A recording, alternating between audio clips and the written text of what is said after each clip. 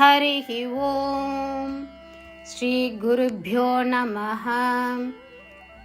These shlokas are recorded by separating the stanza word by word for easy learning.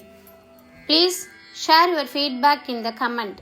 Kindly subscribe and share to others.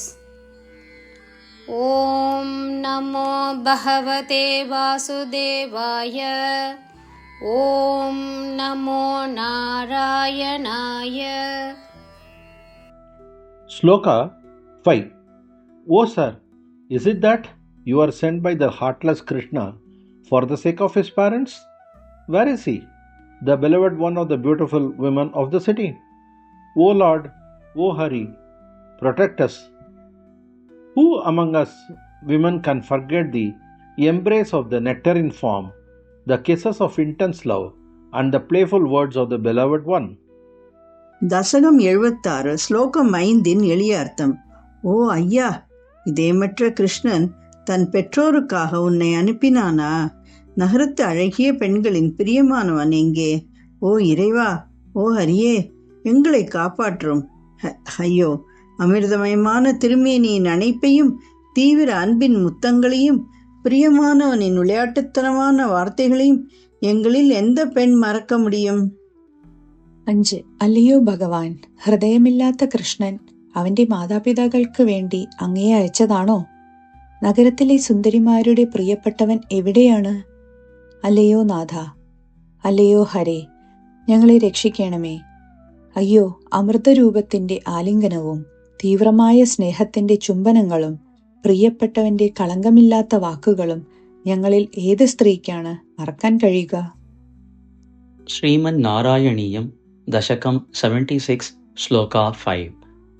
Shriman Kim ത്വം പിതൃജന കൃതേ, Shriman Kim ത്വം പിതൃജന കൃതേ, Shriman Kim ത്വം പിതൃജന കൃതേ, പ്രേഷിതഃ നിർദയേന, പ്രേഷിതഃ നിർദയേന, പ്രേഷിതോ നിർദയേന, പ്രേഷിതോ നിർദയേന, പ്രേഷിതോ നിർദയേന.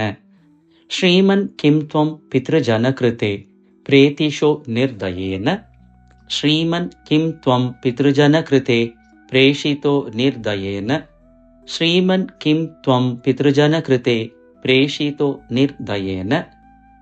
ക്വ അസൗ കാന്തഃ നഗരസുദൃശാം, ക്വാസൗ Kanto നഗരസുദൃശാം, ക്വാസൗ Kanto നഗരസുദൃശാം, ക്വാസൗ Kanto നഗരസുദൃശാം. ഹാ ഹരേ നാഥ പായാഹ, ഹാ ഹരേ നാഥ പായാഹ, ഹാ ഹരേ നാഥ പായാഹ. ക്വാസൗ കാന്തോ നഗരസുദൃശാം, ഹാ ഹരേ നാഥ പായാഹ, ക്വാസൗ കാന്തോ നഗരസുദൃശാം, ഹാ ഹരേ നാഥ പായാഹ, ക്വാസൗ കാന്തോ നഗരസുദൃശാം, ഹാ ഹരേ നാഥ പായാഹ. ശ്രീമൻ കിം ത്വം പിതൃജന കൃതേ പ്രേഷിതോ നിർദയേന, ക്വാസൗ കാന്തോ നഗരസുദൃശാം, ഹാ ഹരേ നാഥ പായാഹ. ശ്രീമൻ കിം ത്വം പിതൃജന കൃതേ പ്രേഷിതോ നിർദയേന, ക്വാസൗ കാന്തോ നഗരസുദൃശാം, ഹാ ഹരേ നാഥ പായാഹ. ശ്രീമൻ കിം ത്വം പിതൃജന കൃതേ പ്രേഷിതോ നിർദയേന, ക്വാസൗ കാന്തോ നഗരസുദൃശാം, ഹാ ഹരേ നാഥ പായാഹ. ആശ്ലേഷാണാം അമൃതവപുഷഃ, ആശ്ലേഷാണാം അമൃതവപുഷഃ, ആശ്ലേഷാണാം അമൃതവപുഷഃ, ഹന്തത്തെ ചുംബനാനാം, ഹന്തത്തെ ചുംബനാനാം, ഹന്തത്തെ ചുംബനാനാം. ആശ്ലേഷാണാം അമൃതവപുഷോ ഹന്തത്തെ ചുംബനാനാം, ആശ്ലേഷാണാം അമൃതവപുഷോ ഹന്തത്തെ ചുംബനാനാം, ആശ്ലേഷാണാം അമൃതവപുഷോ ഹന്തത്തെ ചുംബനാനാം. ഉന്മാദാനാം കുഹകവചസാം, ഉന്മാദാനാം കുഹകവചസാം, ഉന്മാദാനാം കുഹകവചസാം. വിസ്മരേത് കാന്തകാവാ, വിസ്മരേത് കാന്തകാവാ, വിസ്മരേത് കാന്തകാവാ. ഉന്മാദാനാം കുഹകവചസാം വിസ്മരേത് കാന്തകാവാ, ഉന്മാദാനാം കുഹകവചസാം വിസ്മരേത് കാന്തകാവാ. उन्मादानां कुहकवचसां विस्मरेत् कान्तका वा आश्लेषाणाममृतवपुषो हन्तते चुम्बनानाम् उन्मादानां कुहकवचसां विस्मरेत् कान्तका वा आश्लेषाणाममृतवपुषो हन्तते चुम्बनानाम् उन्मादानां कुहकवचसां विस्मरेत् कान्तका वा आश्लेषाणाममृतवपुषो हन्तते चुम्बनानाम् उन्मादानां कुहकवचसां विस्मरेत् कान्तका वा श्रीमन् किं त्वं पितृजनकृते प्रेषितो निर्दयेन क्वासौ कान्तो नगरसुदृशां हा हरे नाथपायाः आश्लेषाणाममृतवपुषो हन्तते चुम्बनानाम् उन्मादानां कुहकवचसां विस्मरेत् कान्तका वा श्रीमन् किं त्वं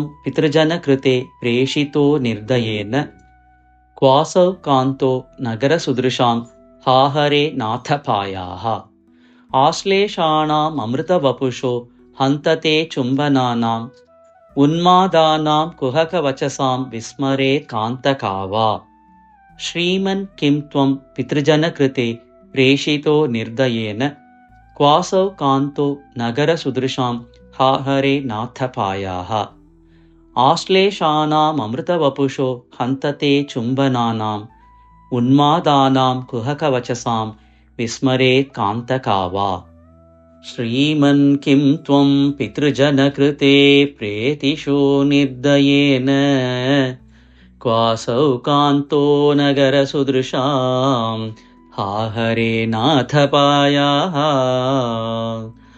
आश्लेषाणाममृतवपुषो हन्तते चुम्बनानाम् उन्मादानां कुहकवचसां विस्मरेत् कान्तका वा श्रीमन् किं त्वं पितृजनकृते प्रेषितो निर्दयेन क्वासौ कान्तो नगरसुदृशां हा हरे नाथपायाः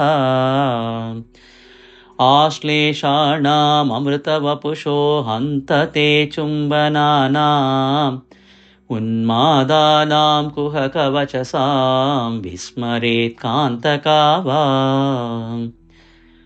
श्रीमन् किं त्वं पितृजनकृते प्रेषितो निर्दयेन क्वासौ कान्तो नगरसुदृशां हा हरे नाथपायाः आश्लेषाणाममृतवपुषो हन्तते चुम्बनानाम् उन्मादानां कुहकवचसां विस्मरेत् कान्तका वा